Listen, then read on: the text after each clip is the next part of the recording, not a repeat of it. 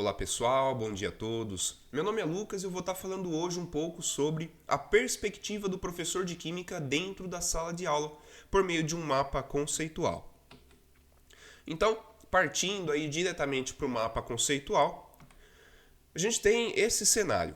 Ao centro, a gente pode verificar uma imagem, essa imagem é de um laboratório de Química de uma instituição de ensino.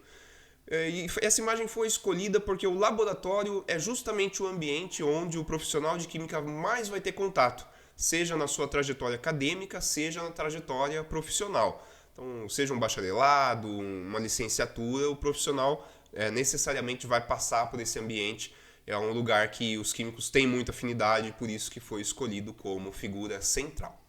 Partindo dessa figura central, a gente tem três eixos primários aí na parte da esquerda, colocados em azul.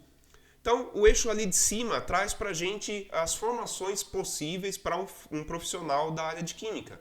Então, o bacharelado para quem quer seguir na área da indústria, a licenciatura para aqueles que querem seguir na área da educação e a formação pedagógica para quem já tem uma formação prévia, né, um ensino superior prévio e quer agora também atuar dentro da sala de aula na área da educação.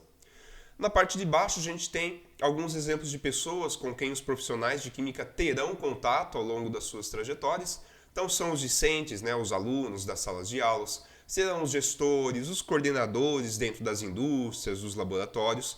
Enfim, claro que existe uma infinidade aí de profissionais com quem o químico terá contato. Aí são só alguns exemplos.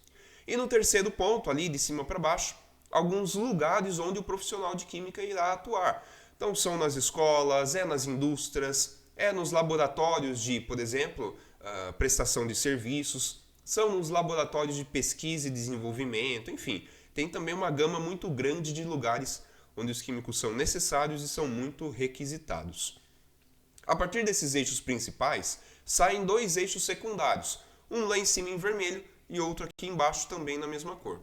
Lá em cima, tratando especificamente da licenciatura e também um ponto muito específico desse ramo. A licenciatura, claro que é o ensino, depende de N fatores aí, né? Depende de um bom profissional, depende de uma boa preparação.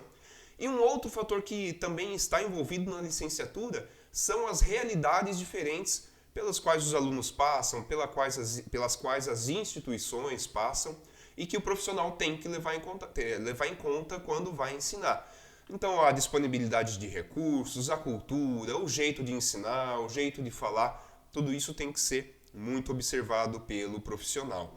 Isso varia, claro, de onde pertence a instituição, seja do estado, seja uma escola particular, seja um cursinho pré-vestibular, enfim, tem também vários tipos de instituições aí associados.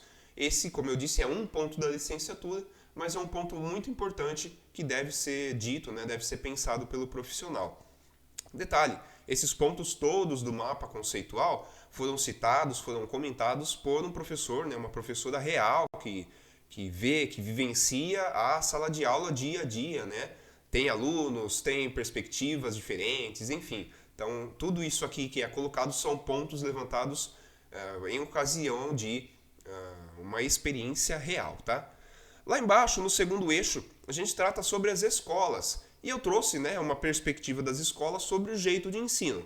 O primeiro deles são os slides. Slide associando aí a tecnologia dentro da sala de aula, trazendo melhorias, trazendo novas formas de ensinar por meio do slide, que é um método muito comum, sobretudo em instituições de ensino superior.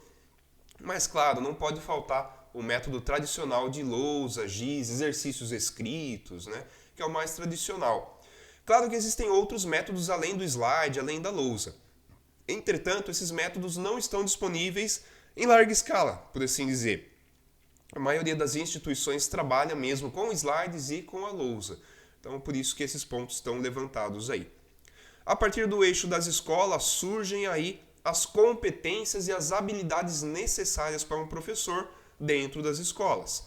Então, é um eixo terciário aí. Sobre essas competências, a gente tem, primeiro, resiliência, persistência e conhecimento.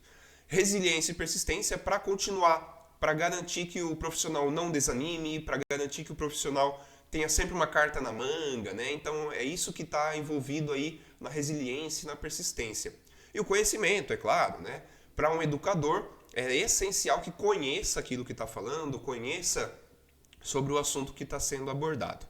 Em um segundo ponto, o dinamismo e a extroversão.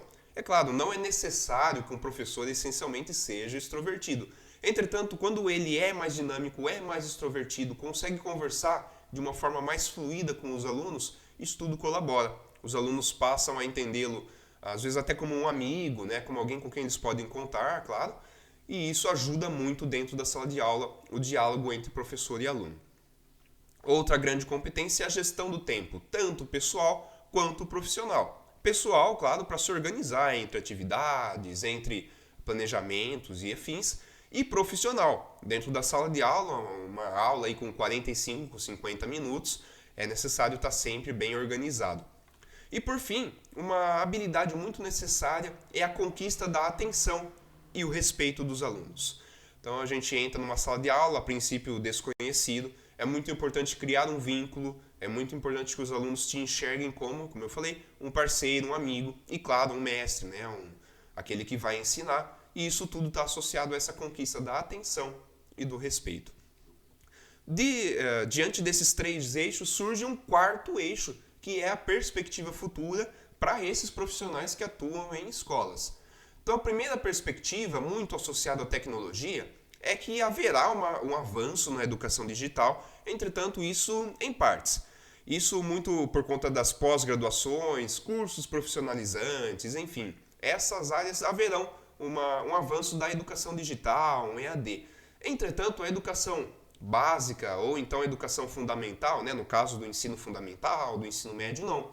Esses ensinos precisarão, pelo menos a princípio, permanecer presenciais, permanecer da forma tradicional, muito por conta das realidades diferentes.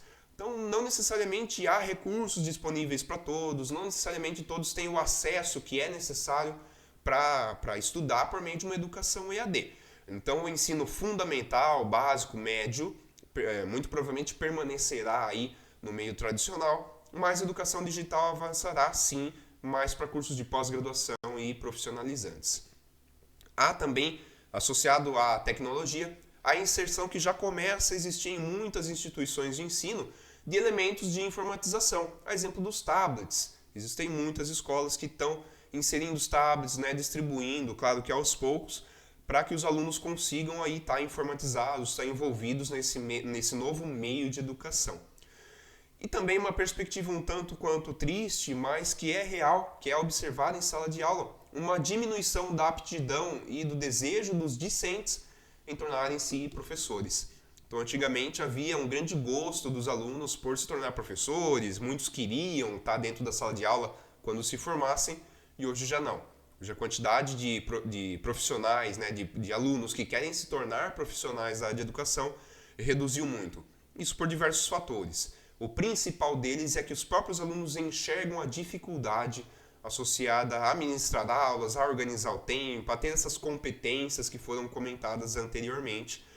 E, enfim, isso aí é um dado um pouco triste, né? Porque a gente tem a diminuição do gosto pelo ensino, mas é um dado real. E diante de tudo isso, apesar das dificuldades, surge também um novo primeiro eixo, partindo da imagem principal, que é aquele em roxo ali em cima. 3 pontos principais associados aí ao profissional de química dentro de sala de aula, né? Os licenciados ou aqueles que fazem a formação pedagógica. Embora seja uma área complicada, é uma área que traz muita satisfação pessoal. Então, muito gosto justamente pelo segundo ponto, a mudança da realidade. Muitos professores carregam em si a vontade de mudar a realidade, vontade de tornar o mundo melhor por meio do ensino. E, enfim, isso não é tirado deles de forma alguma. Essa satisfação, essa sensação de mudança da realidade é concretizada de toda maneira. E justamente por isso, por essa satisfação, os professores carregam em si muita felicidade pela área que escolheram, muita felicidade por poder atuar em sala de aula e poder mudar muitas realidades por aí. Então é isso. Finalizo aí com uma frase, né? Educação é responsabilidade de todos. Não só do aluno, não só do professor, mas também da sociedade, também do Estado, também da família, também do local onde ele se insere. Então fica o meu muito obrigado e até a próxima.